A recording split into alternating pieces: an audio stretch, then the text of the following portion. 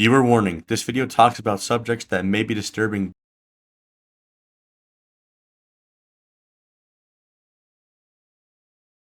Before I begin, I want to say that this is my opinion and my thoughts, and if you disagree with them, that is totally fine, but please be respectful. If you have seen the news in the Helluva fandom, a creator by the name Dwinny has released a new fan animation called Now That You're Gone.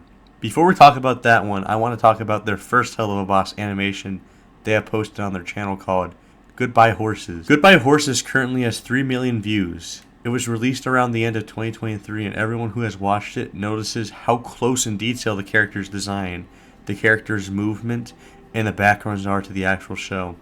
I personally think Dwinny could absolutely be an animator for Spindle Horse or background designer, if they aren't one already, because I feel like secretly they are one, but if they aren't, vivziepop and Spindle Horse should definitely hire them. So, Goodbye Horses is about Blitzo setting fire to the circus, and it uses the story from the episode Oops, and basically shows us in detail how Blitzo got his scar. I think this animation is amazing, and the song used is called Goodbye Horses by the band Psych. Now, onto the big new animation that has really blown up, and divided people's opinion. Many people love the animation, and many others find it disturbing, which I'm like in the middle. I can see both. The animation again looks like it could be used in an actual episode. Now That You're Gone uses the song Now That You're Gone by the band The Saboteurs. The animation starts off with Stolas closing a book and then placing it on the bookshelf while seeing where Blitzo is. And then we see Stolas walking through the halls.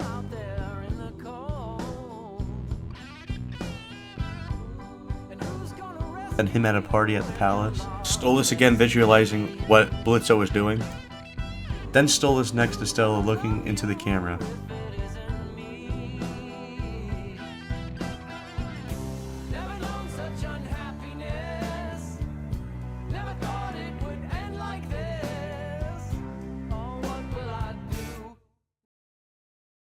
Then Stolas stares at the camera for a bit with silence.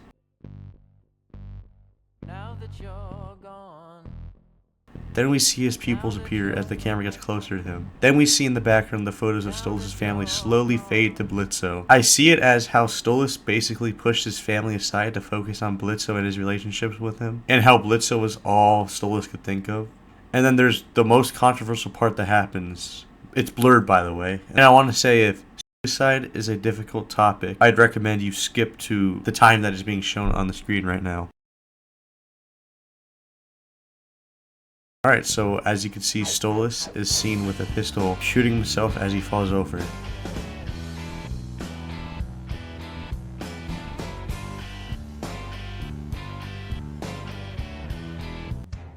Hey, wake up, asshole! And Blitzo comes running over Stolas saying, "Wake up, asshole," which could mean different things, or it could just be the creator trying to add a joke.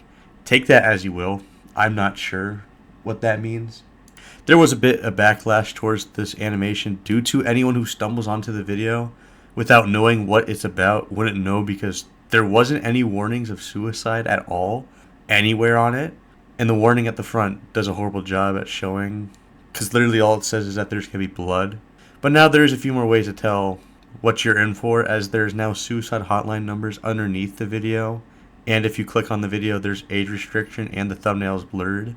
Some comments on the original video talk about how there were multiple uploads of the video onto TikTok, which is horrible, as on TikTok there's less context, and the viewers may think that it's an actual part of the show, or think it's just a cute fan animations as it starts off more cheery and happy, and then gets dark. I personally think the animation is cool. Again, this is my opinion. I understand if you dislike the video, as it can be a touchy subject for some people. I think what happens makes sense, as Stolas at the end of Season 2 lost everything. Lost Octavia, lost his castle, lost his royalty. But again, as viewers, we need to remember it isn't canon, and I doubt it would ever be a part of the actual story.